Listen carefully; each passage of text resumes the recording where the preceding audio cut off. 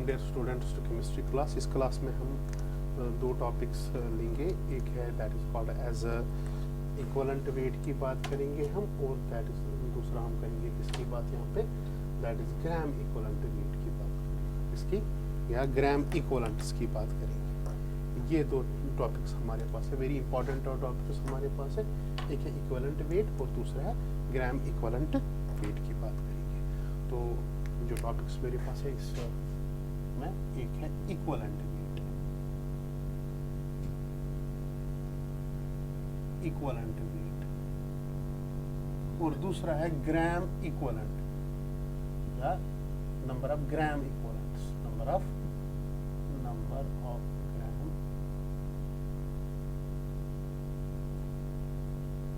Equivalents. Okay, ये हमारे पास है, यानी कि concept of gram equivalent weight and equivalent weight and concept of gram equivalent weight. ठीक है, और नंबर ऑफ ग्राम इक्वलेंट्स की हम बात करेंगे, और इसको हम यहाँ पे बोलेंगे that is gram equivalent weight, gram equivalent weight. Okay, gram equivalent wait. तो क्यों ना हम एक चीज करेंगे, हम सीधे आएंगे पॉइंट पे यहाँ पे कि हम यहाँ पे बताएंगे आपको कि इक्वलेंट वेट क्या होता है। Equivalent weight, equivalent weight.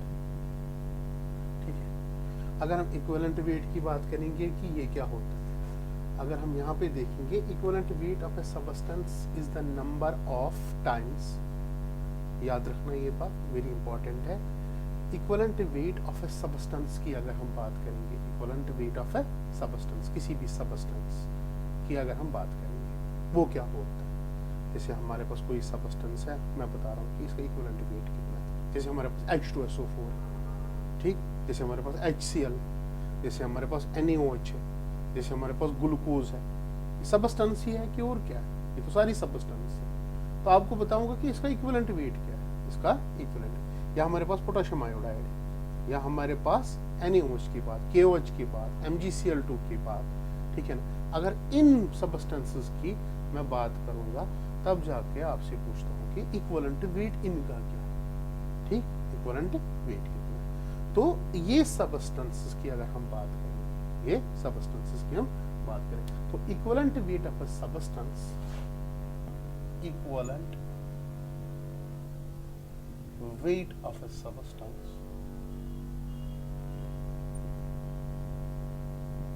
is defined as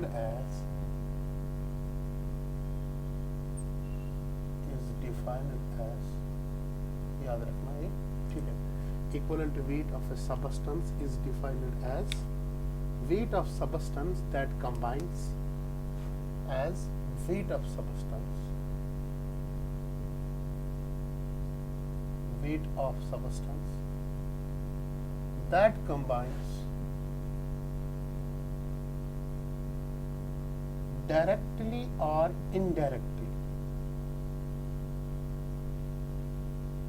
directly or indirectly with following। मैंने क्यों लिखा विथ फॉलो, वो याद रखना। फर्स्ट वन विथ फॉलोइंग इसलिए मैंने लिखा क्योंकि आपको याद रहना चाहिए, ठीक है ना। With following 1.008 grams of hydrogen, और वी कैन से 1.008 पार्ट्स, ठीक है ना, bye hydrogen.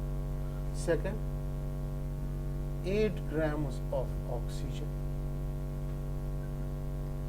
third one 35.5 grams of chlorine,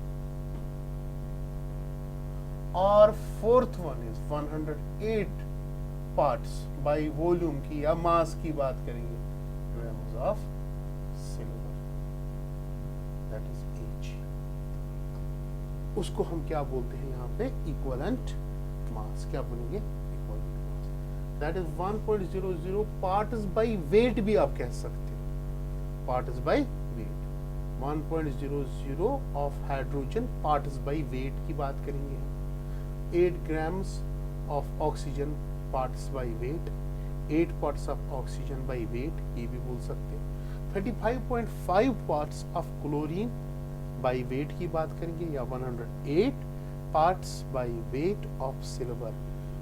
अगर कंबाइन किसी सब्सटेंस से करेगा तब जाके या डायरेक्टली या इनडायरेक्टली हम क्या बोलते हैं उसको उस time, that is equivalent weight. क्या बोलते हैं उसको?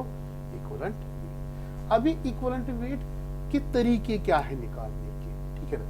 Equivalent weight to determine equivalent weight, to determine equivalent weight, equivalent weight how we can, अगर इक्विवेलेंट वेट हम यहाँ पे लिखें, ई क्यों लिखूंगा मैं equivalent weight, it will be atomic weight, atomic weight जो आपके पास atomic weight होगा divide by valency, divide by valency. हर किसी की वैलेंसी पता होगी तो एटॉमिक वेट उसका पता होगा तो हम निकाल सकते हैं। दूसरा, इक्विवेलेंट वेट को निकालने के लिए और एक तरीका है, तो अगर हमें इक्विवेलेंट वेट निकालना होगा, ठीक है ना, यानी कि equivalent weight of any ion की बात करेंगे, किसी आयन की हम बात करेंगे, या equivalent weight of any solid की बात करेंगे, या साल्ट की बात करेंगे, या आयोनिक कंपाउंड्स की बात करेंगे, जिसमें सिंपली हम बोलेंगे equivalent weight of ionic compound, equivalent weight of ionic compound, ionic compound की हम बात करेंगे, that will be equal to formula weight of that ion, of that ionic compound, of that ionic compound upon valency, valency, okay, ठीक। now next is, that is यानी कि equivalent weight of ionic species की बात करूँ, ionic species, ionic species. Next is equivalent weight of ionic compound, ionic compound. तीसरा मैं define करूँ, that will B equivalent weight of cation plus equivalent weight of anion के बराबर, equivalent weight of cation plus equivalent weight of anion के बराबर। तो क्यों ना हम एक एग्जांपल ले, यहाँ पे हमारे पास एक आयोनिक कंपाउंड है H2SO4, H2SO4। We know H2SO4 when gets dissociated it gives H positive and SO4 2 negative, H positive and SO4 2 negative। What is H positive? Ionic species, cationic, and what is anionic species SO4 2 negative. So अगर मैं H2SO4 यहाँ पे लूँ, जो cationic species होगी वो क्या होगी? H पॉजिटिव, और जो इसमें एनाइनिक स्पीशीज होगी वो क्या होगी?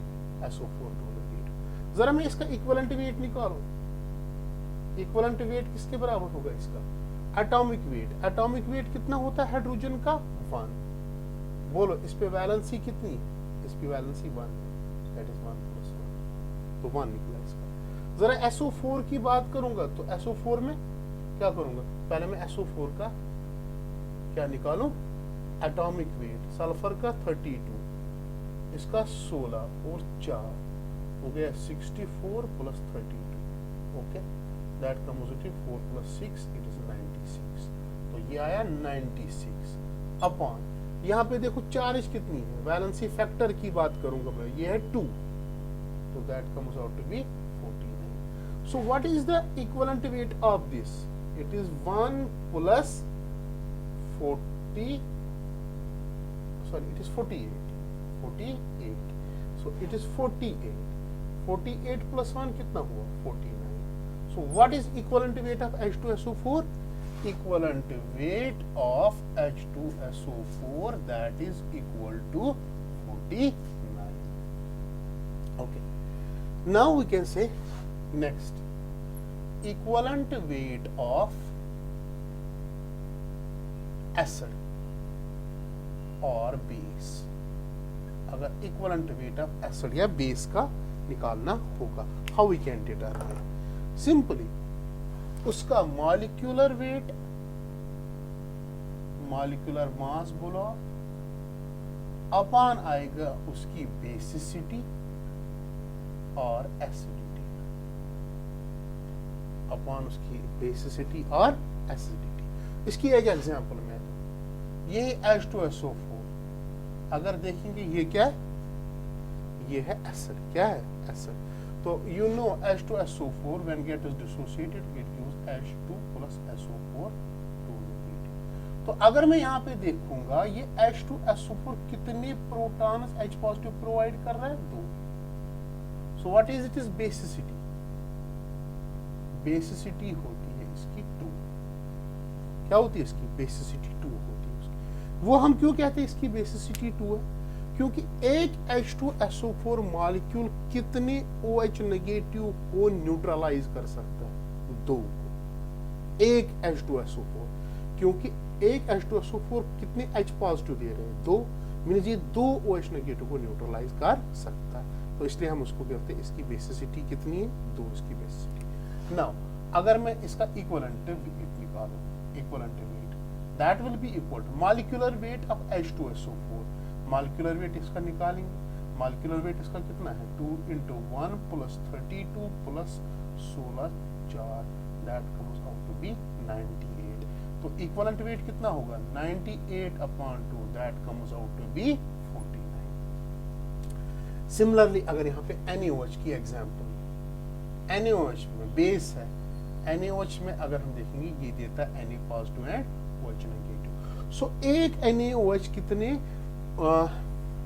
एसिड को न्यूट्रलाइज कर सकता है, एक मॉलिक्यूल NaOH को एक ही को कर सकता है, क्योंकि यहाँ पे OH नेगेटिव भी कितना है, एक है यहाँ पे, ओके। तो अगर हम यहाँ पे देखेंगे इसकी एसिडिटी कितनी है, acidity is equal to 1। So यहाँ पे इसका मॉलिक्यूलर मास की बात करेंगे, it is 23 16 + 1, that comes out to be 40।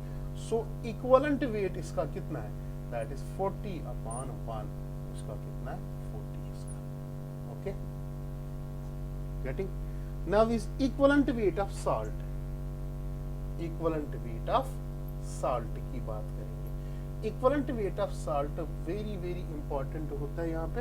Equivalent weight of अगर साल्ट की बात करेंगे, ये बराबर होता है इसका मॉलिक्यूलर वेट अपॉन यहाँ पे क्या होगा इसका, that is total charge, total charge on cation और एनाइन, कैटाइन और एनाइन, ओके ओके, कैटाइन और एनाइन। इस पे एक एग्जांपल हम यहाँ पे देंगे, सपोज मेरे पास एग्जांपल एक है Na2SO4, इसको हम बोलते हैं सोडियम सल्फेट बोलते हैं। सोडियम सल्फेट देता है Na2 पॉजिटिव और SO4 2 नेगेटिव। बोला अगर इस पे चार्ज देखेंगे तो चार्ज कितना है इस पे, -2, और इस पे है that is 2 × 1, that is +2, okay. तो अगर हम देखेंगे चार्ज कितना, 2, okay, charge is 2।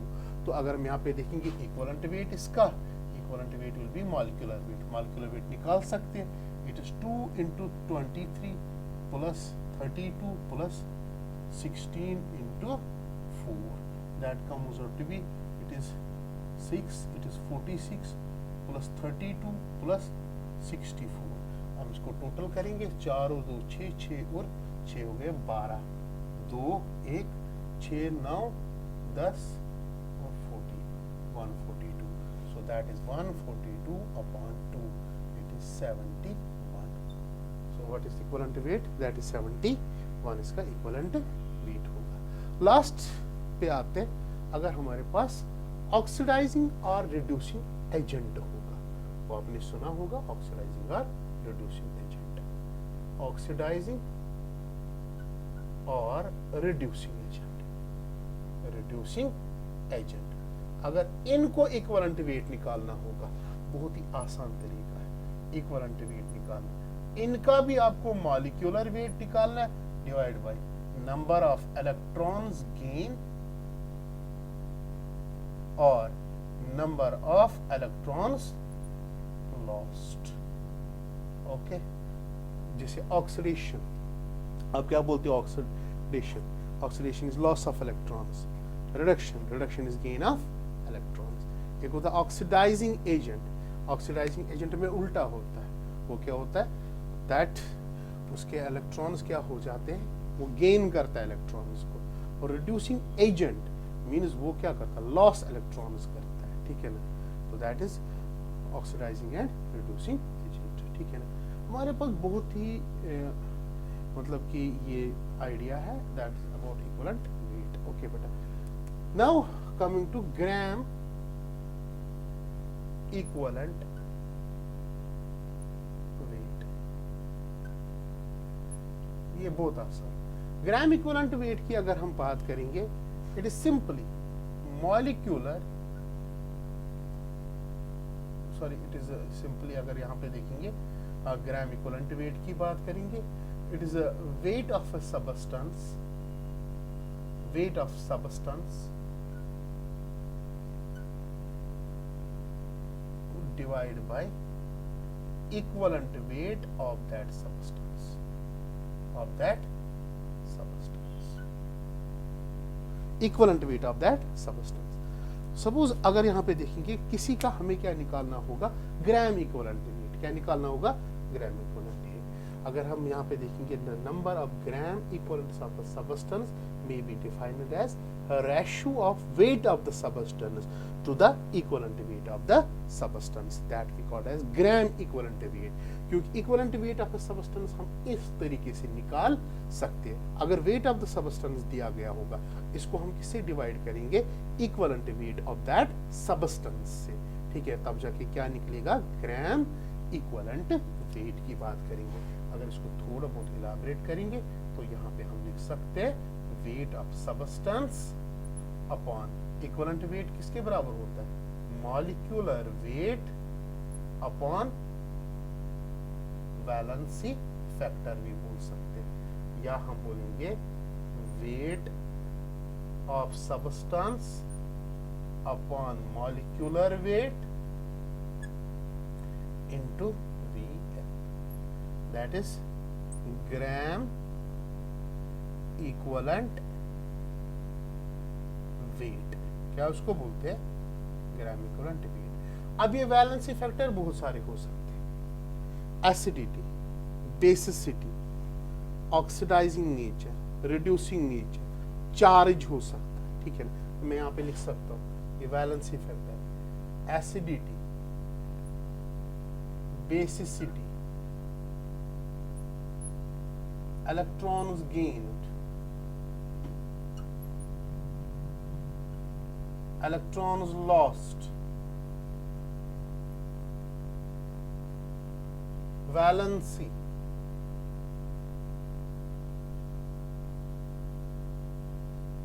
charge on cation और anion, ये वैलेंसी फैक्टर हो सकते हैं। इसलिए हम बोलते हैं सीधे यहाँ पे कि अगर हमें ग्राम इक्विवेलेंट वेट निकालना होगा, हम वेट ऑफ दैट सबस्टेंस और उसका इक्विवेलेंट वेट के रेशियो लेते हैं, उसको बोलते हैं ग्राम equivalent wait. Hope you enjoy.